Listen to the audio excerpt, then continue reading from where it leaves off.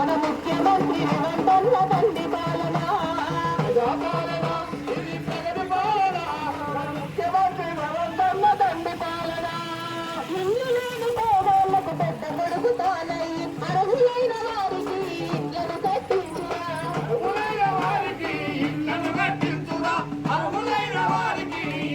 కట్టించురా చదువుకునే విద్యార్థుల ఇంటి పెద్ద తానై అధునాతన వసతులతో బడులను కట్టించురా సమీకృత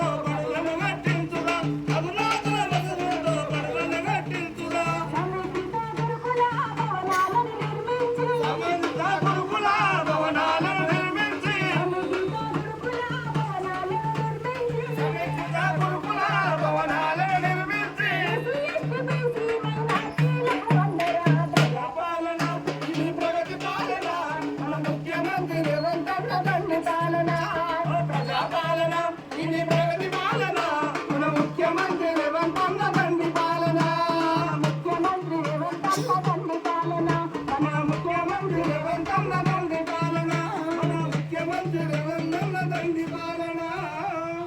అదేవిధంగా గ్రామ ప్రజలు కూడా గమనించాలి.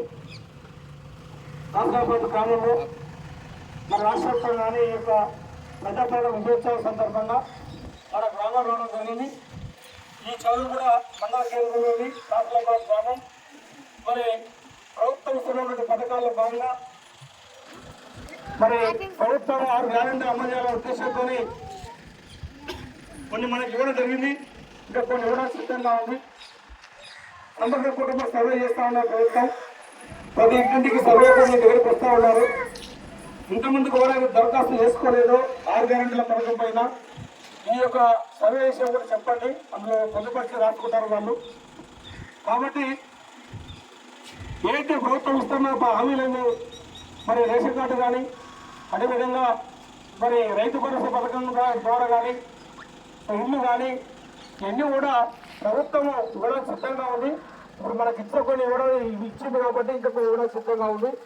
ఈ సమగ్ర కుటుంబ సర్వే అయిపోయిన తర్వాత ఎవరికి పింఛన్ రాలేదు, ఎవరికి పింఛన్లు ఇవ్వాలి. అప్పుడు ఏమైందంటే ఉన్న వాళ్ళు లేని వాళ్ళకి అంతా కలిపి పింఛన్లు ఇవ్వడం లేదు. ఇప్పుడు అట్లా కాకుండా ఏమైందంటే కుటుంబ సర్వే చేసి దానికోసమే ఎవరికి పింఛన్ లేదో అర్హులైన వారికే పింఛన్ వస్తుంది. ఉన్న వాళ్ళకి పింఛన్ రాదు, లేని వాళ్ళకే పింఛన్ ఇవ్వడానికి ప్రయత్నం చేస్తూ వస్తుంది.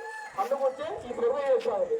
ఎవరికైతే 10 ఎకరాల లోపు భూమి ఉందో వారికే రైతు భరోసా పథకం ద్వారా ఎకరాలు 17,000 రూపాయలు ఇవ్వడానికి ప్రభుత్వం ప్రయత్నం చేస్తామండి. అందుకొచ్చే సర్వే చేస్తామండి. దాంతో పాటు ఎవరికి ఇల్లు లేదు, పూర్తిగా ఎవరికి ఇల్లు లేదో వారికే ఇస్తాము. ఇల్లు నెలకి ఇయ్యదు. అందుకోసమే మరి ఎవరు ఇల్లు జాగా ఉండి ఇల్లు లేదో ఆ జాగా ఉన్న వారికి 5 లక్షల రూపాయలు ఇచ్చి ఇల్లు కట్టిస్తారు. తర్వాత జాగా లేదు, నాకు ఏం లేదు, కేకుందంటే అప్పుడు జాగా ఇప్పించి ప్రభుత్వం ఇల్లు కట్టిస్తుంది. ఆ కట్టించిన ఇల్లు కూడా కరెంటు కనెక్షన్ కూడా ప్రభుత్వం ఇస్తుంది. ఇవన్నీ కూడా ఈరోజు చూస్తూ ఉన్నాం. మరి ఒక సంవత్సరం పూర్తి కాలం ఈ డిసెంబర్ 7వ తేదీ వరకు ఒక సంవత్సరం అవుతుంది. ఇంకా 4 సంవత్సరాలు ఉంది. ఈ యొక్క సంవత్సరంలో కొన్ని మనకు ఇవ్వడం జరిగింది. మరి అదేవిధంగా గ్యాస్ కానీ గ్యాస్ 5,000 రూపాయలు కూడా జరిగింది. దాంతోపాటు మరి మహిళలకు మరి దాంతోపాటు ఉచిత ప్రయాణం కానీ మరియు 50,000 ఉద్యోగాలు మరి ఇవన్నీ కూడా మనకు ప్రభుత్వం ఇస్తా ఉంది. ఆరోగ్యశ్రీ ద్వారా 10 లక్షల రూపాయలు ఆరోగ్య బీమా ఇవన్నీ కూడా మనకు ప్రభుత్వం ఇస్తా ఉంది. కాబట్టి ఇవన్నీ కూడా ఇంకా సంవత్సరం ఈ ఒక్క సంవత్సరాలనే ఇల్లు ఇచ్చింది. కాబట్టి ఖచ్చితంగా ఇచ్చింది రాలేదని చెప్పి మాకు రైతు బంధు వద్దలేదని చెప్పి రైతు భరోసా పథకం అంటే అప్పుడు రైతు బంధు ఉండే, ఇప్పుడు రైతు భరోసా. ఈ రైతు భరోసా పథకం కింద ఎకరానికి 15,000 రూపాయలు ఇస్తామని చెప్పి ప్రభుత్వం చెప్పింది. ఈ ఖచ్చితంగా సంక్రాంతి నాడు ఖచ్చితంగా ఇవన్నీ కూడా రేషన్ కార్డులు కానీ అదేవిధంగా సన్న బియ్యం కానీ అదేవిధంగా మరి పిచ్చిళ్ళు కానీ ఇవన్నీ కూడా ఇవ్వడానికి సంక్రాంతి నాడు ప్రభుత్వం ఎన్ని కూడా వినియోగం చేస్తా ఉంది. కాబట్టి గమనించాలి. ఏదైతే మన పథకం వచ్చేది అన్ని కూడా సిద్ధంగా ఉంది ప్రభుత్వం. కాబట్టి దయచేసి ఇది గమనించాలి. మన ప్రభుత్వం మనమందరం కూడా ఒక సంవత్సరంలోనే అన్ని కావాలంటే కావు.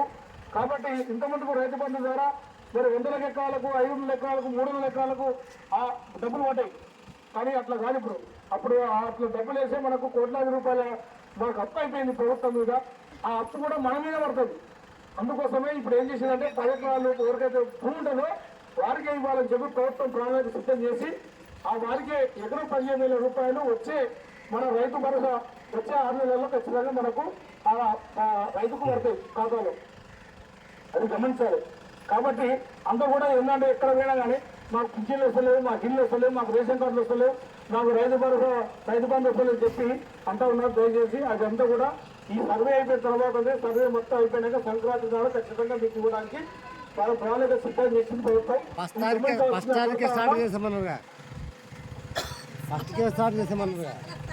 అయితే ఈ కార్యక్రమాన్ని ఇచ్చేసి మా కార్యక్రమం చేస్తాం.